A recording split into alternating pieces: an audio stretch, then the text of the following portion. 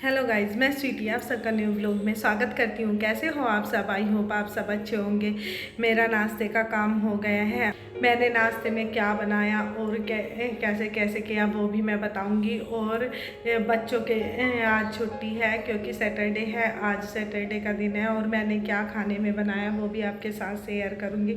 और मैंने जो टाइटल में आपने देख ही लिया होगा कि मैंने कहा है कि ऐसा पति भगवान किसी को भी ना थे और इससे अच्छा लड़की कुंवारी रह जाए, उसके लिए भी मैं वीडियो के अंत में बताऊंगी।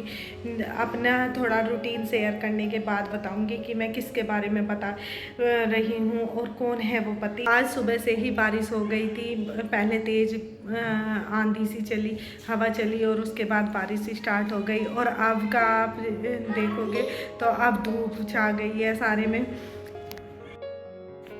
देखिए धूप छाँव हो रही है सारे में, कैसा मौसम हो रहा है। ये पीछे देखिए बादल कैसे नज़र आ रहे हैं। इधर की साइड ये मसूरी है, जो पहाड़ नज़र आ रहे हैं। रात में यहाँ दी लाइटिंग नज़र आती है पहाड़ों पर, जो मसूरी के घर वगैरह में होती हैं।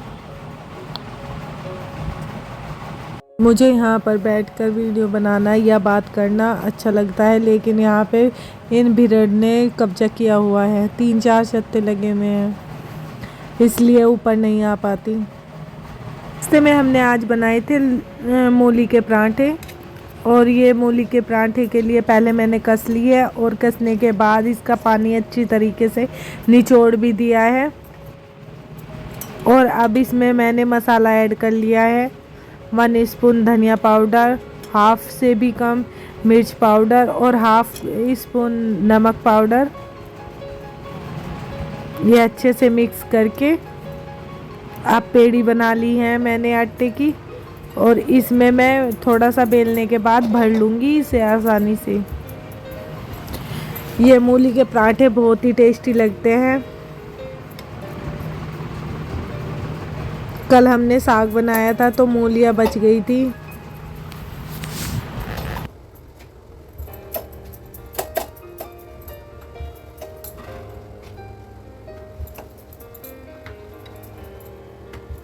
ये बन गया हमारा पराठा। अब इसे अच्छे से सेकेंगे हम तवे पे।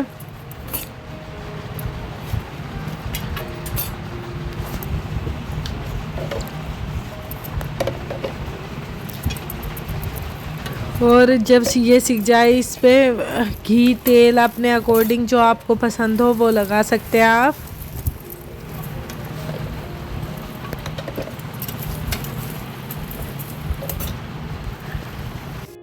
एक मूली ही मैंने ली थी, एक मूली में बने हैं ये 4 पराठे। ये तो था हमारा सुबह का नाश्ता जो मैंने शेयर किया है। और ये दोपहर का खाना जो राजमा चावल हमने बनाए थे वो भी मैं आपके साथ शेयर कर रही हूँ कैसे बनाया था। पहले हमने इसमें जीरा डाला, फिर उसके बाद वही प्याज क्रश की हुई वो डाल दी। और हमने टमाटर भी अच्छे से पीसे थे मिक्सी में, फिर वो भी डाले। ये राजमा हमारा उबला हुआ रखा है।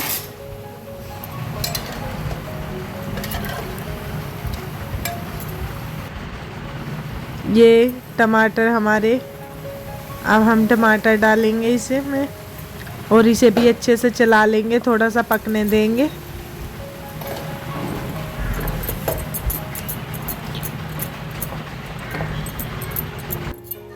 अब इसमें मसाला भी ऐड कर लेंगे।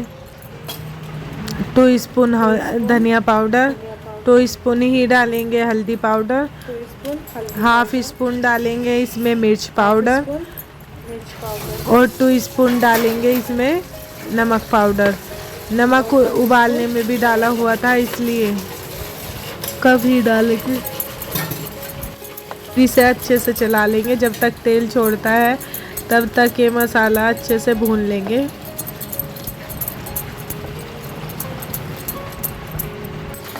अब 2 आलू जो हमने अच्छे से कसे हुए थे वो इसमें मसाले में ऐड कर लेंगे, जिससे कि इसका रसा अच्छे से गाढ़ा हो जाए। ये आलू का किसी को पता भी नहीं चलता कि इसमें आलू भी मिक्स किए हुए हैं। अब मसाला इसमें ऐड कर लिया है और इसमें एक विसिल लगाने के लिए रख देंगे। इधर चावलों का पानी रख दिया है, ये चावल भिगो दिए हैं, बर्तन पड़े हुए हैं। अब मैं साफ़ कर लेती हूँ, इतने ये होएगा। जितने बच्चे नहीं आते हैं इतने काम जल्दी से हो जाता है। बच्चों के आने के बाद तो बहुत ज़्यादा सर में दर्द हो जाता है, क्योंकि एक दूसरे से वे लड़ते रहते हैं। और ज़्यादा से ज़्यादा मैं सोचती हूँ कि उनके आने से पहले आधा काम तो कर ही लूँ, क्योंकि सामने भी करना पड़ता है उनके। सब बोलते हैं कि सबके बच्चे आपस में ऐसे ही लड़ते हैं। ये दोनों तो मुझे बहुत ही ज़्यादा लड़ते हुए दिखाई देते हैं। बात बात में ज़रा सा अगर इन्हें रूम में छोड़ के जाओ, जब भी मम्मी मम्मी आवाज़ लगाते रहेंगे। भाग भाग के इनके पास चले जाओ। डर लगता है अगर इन्हें थोड़ा भी देर रूम में छोड़ दिया अकेले। और जब स्कूल चले जाते हैं शांति हो जाती है घर में, और वो भी 2-3 घंटे के लिए ही। एग्ज़ाम चल रहे हैं ना इनके, एग्ज़ाम की वजह से। एग्ज़ाम बच्चों के होते हैं, स्ट्रेस हमें लेना पड़ता है, टाइम ही नहीं मिल पाता। बर्तन तो हमारे यहाँ पे एक ही टाइम में इतने ज़्यादा हो जाते हैं कि रखने की जगह भी नहीं मिलती यहाँ पे। बड़ा मुश्किल एडजस्ट करना पड़ जाता है। आप भी बताइएगा कमेंट करके कि आपके यहाँ भी इतने ही होते हैं क्या। अभी तो खाना बन रहा है, खाने से पहले के बर्तन है ये। जबकि किचन बड़ी है, मुझे तो छोटे ही लगते हैं रखने के लिए बर्तन भी और सामान भी। चाहे किचन कितनी बड़ी हो जाए, लेकिन भरी ही रहती है। किसी की भी हो, ऐसे ही लगता है कि किसी लिए पे की है ये यहाँ पे।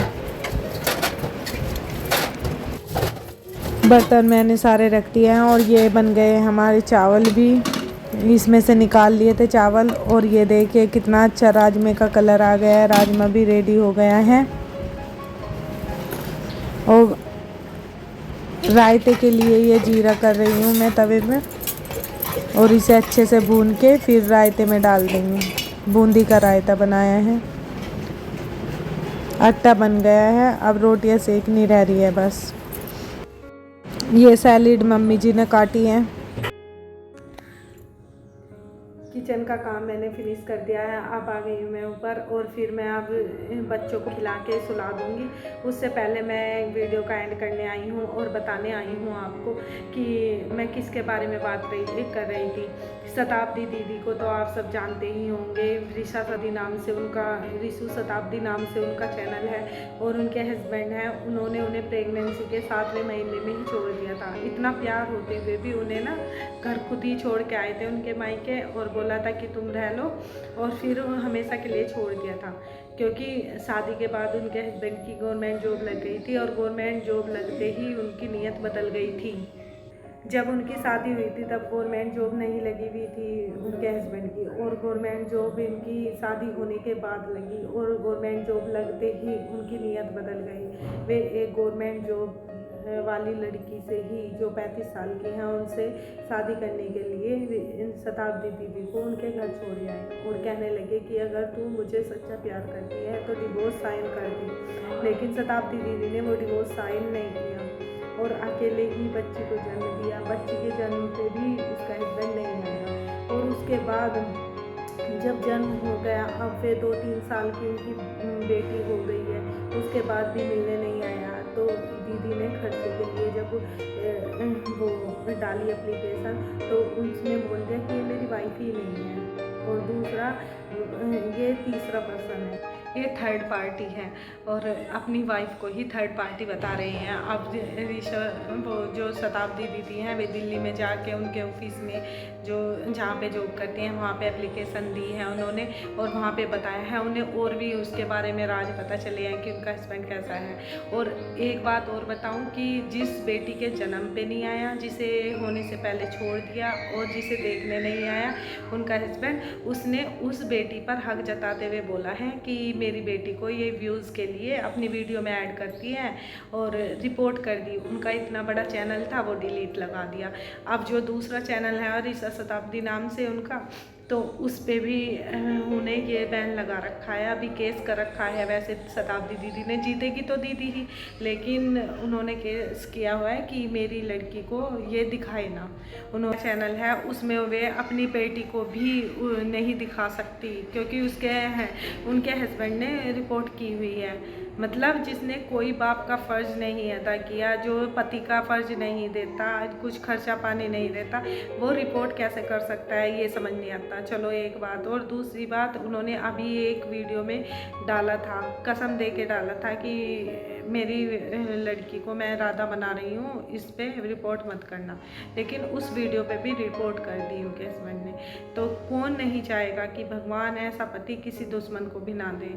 आप अगर इस बात से एग्री हो तो कमेंट में ज़रूर बताइएगा। आई होप आपको आज का मेरा ये ब्लॉग पसंद आएगा। पसंद आए तो प्लीज़ लाइक शेयर कीजिएगा, चैनल पर नए हो तो सब्सक्राइब करिएगा।